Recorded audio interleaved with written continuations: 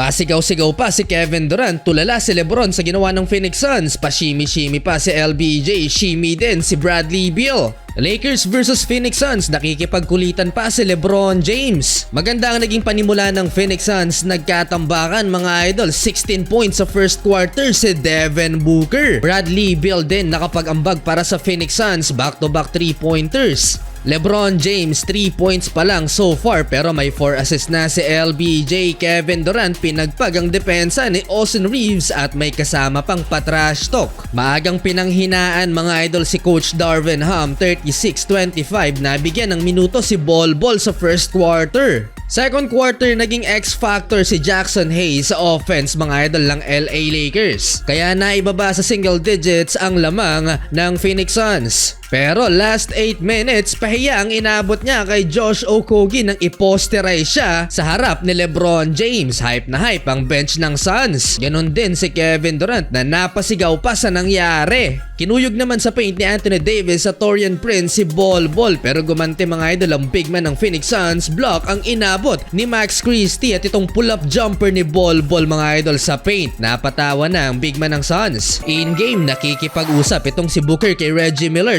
66-52 halftime, lamang ang Phoenix Suns. Kevin Durant fadeaway 9 points habang si LeBron 8 assists so far.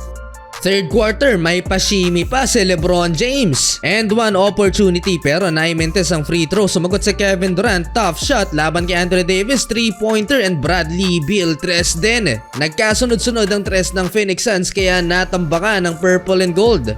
Ready na sanang humayaw ang crowd sa fly-by 3-pointer sana ni LeBron James kay Kevin Durant pero naimentes, take over tuloy si Bradley Beal. Nagkasunod-sunod ang pagpuntos ng third star ng Phoenix Suns. 90-62, 28 points na ang lamang ng Phoenix. Bad news pa para sa Lakers, mukhang na-injured si D'Angelo Russell nang magkatuhuran sila ni Bradley Beal under 5 minutes ng third period. AR nakaganti na rin kay Kevin Durant nang iwan niya si KD at naipasok itong pull-up jumper.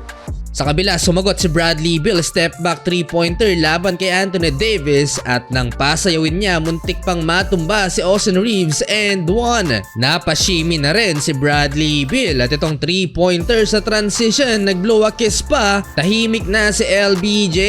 Good news, D'Lo nakabalik pa at nagtala ng back-to-back 3-pointers. Bol Bol binalik din sa laro at natirahan si D'Angelo Russell, mismatch mga idol. Naging madugo ang laban, nasugatan si Bradley Beal. Natapos ang third quarter 105-78. Malaki ang dapat habulin ng LA Lakers. Fourth quarter, inupo na si LeBron James at Anthony Davis pero buhay pa ang second unit mga idol. Nagkasunod-sunod yung tres at aggressive si Skylar Mays. Lungkot yata ni AD ngayon, 13 points in 31 minutes habang si LeBron James 10 points, 9 assists. Bradley Beal pang 37 points bago ilabas ang starters ng Phoenix Suns. Sa huli talo ang Lakers mga idol, panalo ang Phoenix Suns.